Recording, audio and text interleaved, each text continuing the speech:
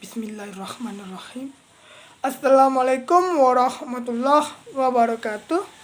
Perkenalkan, saya Syurida Jafalari Indra, berasal dari Prodi Sejarah dan Peradaban Islam, Fakultas Adab dan Humaniora, Universitas Islam Negeri Imam Bonjol Padang.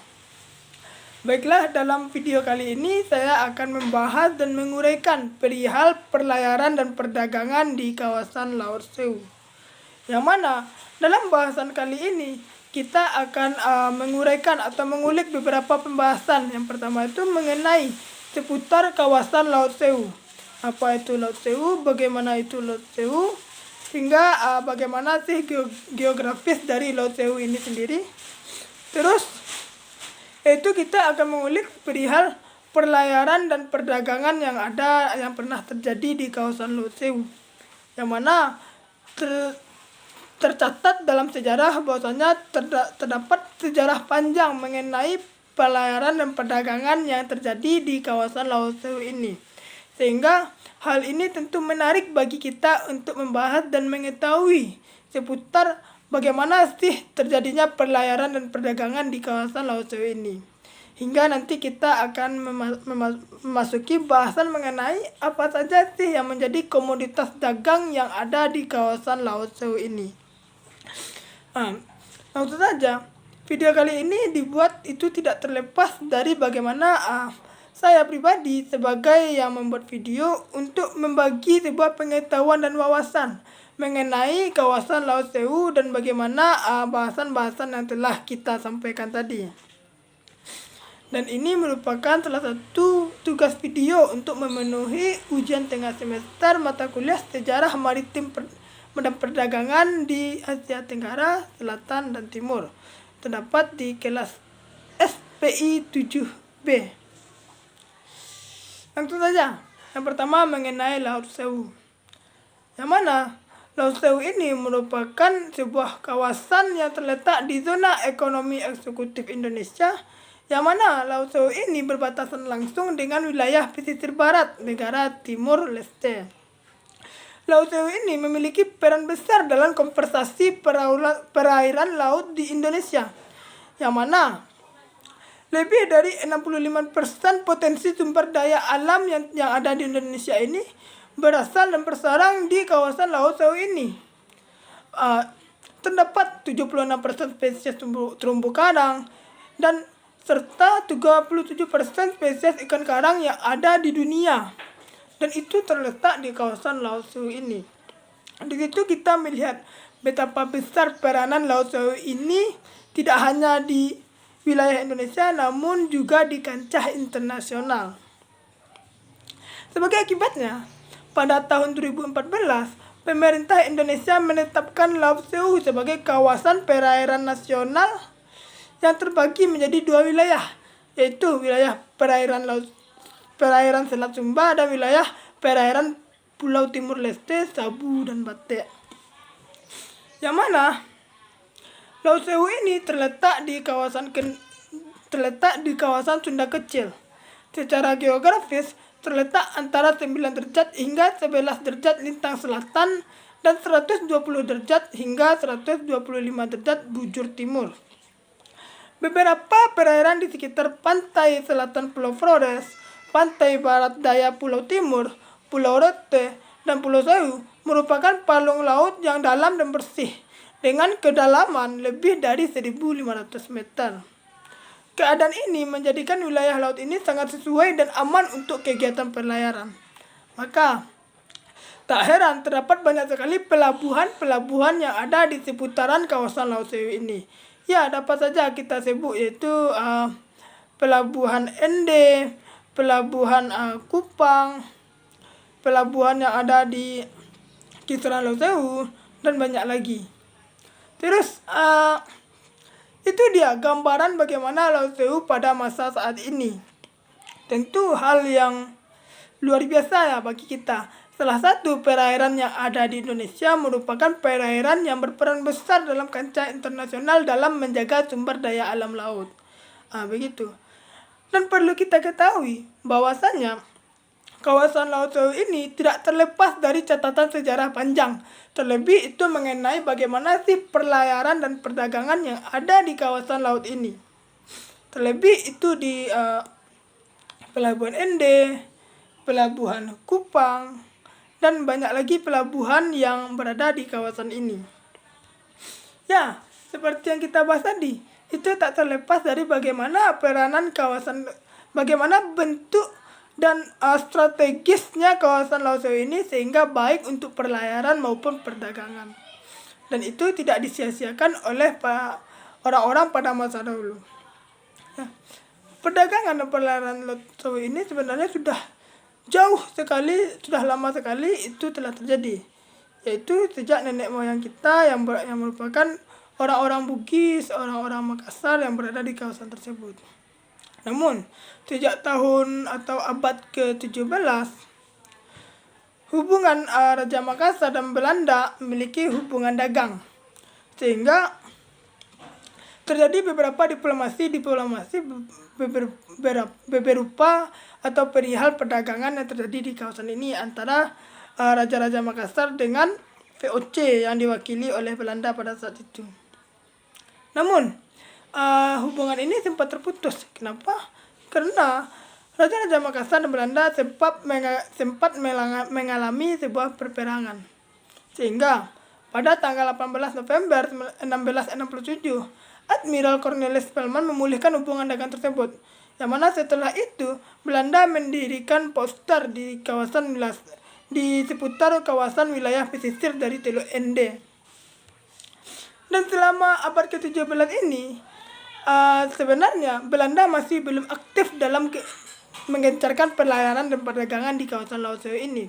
Kenapa? Karena memang yang menjadi pusat perhatian dari Belanda sendiri yaitu Pulau Jawa, Pulau Sumatera, yang mana di situ terdapat pelabuhan Banten, Batavia, dan juga Malaka. Namun, hal ini tidak menjadikan kawasan Laut Sewu ini ditertepikan. Kenapa? Peranan Laut Sewu juga tidak dapat dikatakan main-main atau sepele. Tadi sudah kita lihat bahwasanya seperti inilah kawasan Laut Sewu ini, maka tak heran peranannya pun tidak akan tergantikan walaupun fokus Belanda lebih ke Jawa dan Sumatera. Namun dalam beberapa dinamika perdagangan terjadi, ternyata terjadi beberapa perselisihan antara Belanda, baik itu dengan pribumi maupun dengan Inggris. Dengan pribumi terkhusus oleh orang-orang Bugis dan Makassar, itu terjadi sedikit sengketa mengenai bagaimana mereka menguasai atau memonopoli pelayanan perdagangan ini. Namun karena Belanda lebih cakap secara teknologi, tentunya sangat mudah untuk Belanda mengalahkan pribumi ini. Dan tak sampai di situ, ternyata Belanda juga sedikit memiliki selek dengan Inggris. Alhasil, mereka melakukan perjanjian, yang mana perjanjian itu menetapkan hak perdagangan bebas antara Inggris dan Belanda. Namun, dalam perjanjian itu, Belanda kayaknya kurang sepakat. Sehingga Belanda tidak terlalu menerapkan apa yang telah mereka janjikan dengan Inggris tersebut. Sehingga, apapun kondisi dan apapun yang terjadi, Belanda ini tetap menjadikan pelayaran perdagangan sebagai monopoli bagi mereka untuk memenuhi hasrat mereka dalam mencari kekayaan. Walaupun hal tersebut telah tercantum dalam Traktat London yang membahas tentang kesepakatan antara Inggris dan Belanda mengenai perdagangan. Dan dalam beberapa catatan, setelah Belanda dapat mengalahkan pribumi, ternyata pemerintah kolonial menunjuk Sabandar Ghani sebagai Raja Ende pada bulan Juli 1839. Namun, tetap walaupun hubungan mereka telah terjalin, tetap pusat fokusan Belanda itu lebih ke Jawa, tidak ke Pelabuhan Ende. Artinya tidak terlalu diperhatikan. Namun kita kembali lagi bahwasanya walaupun seperti itu, peranan kawasan Laut Sewu ini tetap tidak tergantikan. Terus dengan catatan seperti itu, artinya dapat kita simpulkan bahwasanya kawasan Laut Sewu selain pada saat ini kita lihat berpotensi besar sebagai konservasi sumber daya laut di Indonesia maupun di dunia, ternyata itu tidak terlepas dari catatan sejarah yang sangat menarik, yang sangat bernilai historis mengenai pelayaran perdagangan yang terjadi di kawasan Laut Sewu ini. Lalu, apa saja sih yang menjadi komoditas dagang yang mewarnai variasi ragam yang terjadi di kawasan Laut Sewu ini? Ya, kita sebut saja. Yang pertama itu ada kayu cendana. Yang mana kayu cendana yang di kawasan Laut Sewu ini sangat terkenal karena kualitasnya. Dan produksinya itu dapat ditemukan di beberapa kawasan Nusa Tenggara Timur, kawasan Flores, dan lain sebagainya. Dan menjadikan kawasan Laut Sewu ini atau pelabuhan yang ada di Laut Sewu ini sebagai pusat perdagangan tempat mereka mengekspor sumber daya yang mereka miliki.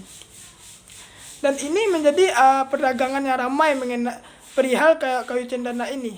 Bahkan perdagangannya pun sampai ke wilayah Tiongkok pada masa itu. Selain kayu cendana juga terdapat perdagangan kuda. Ya, kuda yang ada di Nusa Tenggara Timur, Nusa Tenggara Barat merupakan kuda-kuda yang berkualitas sehingga menjadi incaran. Dan untuk mengekspornya atau untuk memperjualbelikannya, ternyata orang-orang yang ada di sekitaran Laut Sewu ini menjadikan beberapa pelabuhan seperti pelabuhan Ende menjadi pusat ekspor untuk perdagangan atau jual beli kuda ini, sehingga perdagangan kuda ini menjadi lancar dan menjadi ramai. Namun pada akhirnya sekitaran abad 10 perdagangan kuda mulai berkurang karena terdapat penyakit atau imbas dari penyakit hewan dan beberapa hal yang menyebabkan perdagangan ini mulai merosot. Dan tidak terlepas dari itu, ternyata ada juga perdagangan yang tak kalah menarik, dan perdagangan ini menjadi salah satu bahasan yang sangat agak sedikit kontroversial. Ya, dan apa saja kita katakan bahwasanya perdagangan itu ialah perdagangan budak. Ternyata sebelum abad ke-20, perdagangan budak ini berjalan bebas, berjalan lancar terlebih di kawasan Laut Sewu ini. Yang mana budak-budak ini merupakan orang-orang yang tidak memiliki tempat tawanan barang, orang-orang dengan kasta rendah, dan orang-orang yang memiliki power yang sangat lemah, sehingga orang-orang ini dijadikan budak dan dapat diperjualbelikan. Tak hanya itu, ternyata budak-budak ini juga didapatkan dari hasil merampok, hasil menyandera, dan hal itu tak terlepas dari kepentingan untuk mencari uang.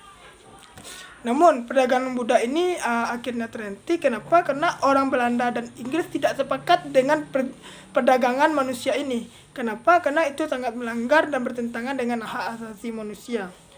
Oleh sebab itu, pada tahun 1838, Belanda telah mencoba untuk melakukan ekspedisi militer untuk menghentikan perdagangan budak ini. Alhasil ditandatanganilah dengan orang-orang pribumi bahwasanya perdagangan budak ini sangat-sangat dilarang dan akhirnya tidak terjadi lagi. Oke, mungkin itu saja perihal kawasan Laut Sewu. Bagaimana kawasan Laut Sewu ini, bagaimana sejarah pelayaran perdagangan yang pernah terjadi di Laut Sewu hingga komoditas-komoditasnya. Dapat kita tarik kesimpulan sini bahwasanya kawasan Laut Sewu yang merupakan kawasan strategis ternyata memiliki peran besar. Yang mana pada saat ini kawasan Laut Sewu merupakan konservasi sumber daya laut yang besar loh. Tidak hanya di Indonesia namun juga di kancah internasional. Namun ternyata hal tersebut juga tidak kalah menarik dengan sejarah yang terjadi di kawasan Laut Sewu ini. Yang mana pelayaran perdagangan ini telah terjadi beberapa dinamika politik dan ekonomi, baik itu oleh raja-raja yang ada di kawasan Laut Sewu, baik itu oleh Belanda maupun Inggris, sehingga banyak terjadi gesekan-gesekan peradaban yang terjadi di seputaran Laut Sewu ini. Dan itulah beberapa komoditasnya, yaitu kayu cendana, kuda, dan budak. Namun tak hanya sampai di situ, banyak lagi rempah-rempah yang berasal dari negara wilayah-wilayah timur, wilayah-wilayah utara kawasan Laut Sewu, yang mana itu tak kalah ramainya, seperti lada, pala, dan lain sebagainya. Mungkin hanya itu yang dapat saya sampaikan. Mohon maaf jika banyak kesalahan dan kekeliruan. Akhir kata, bila taufiq wal hidayah. Wassalamualaikum warahmatullahi wabarakatuh.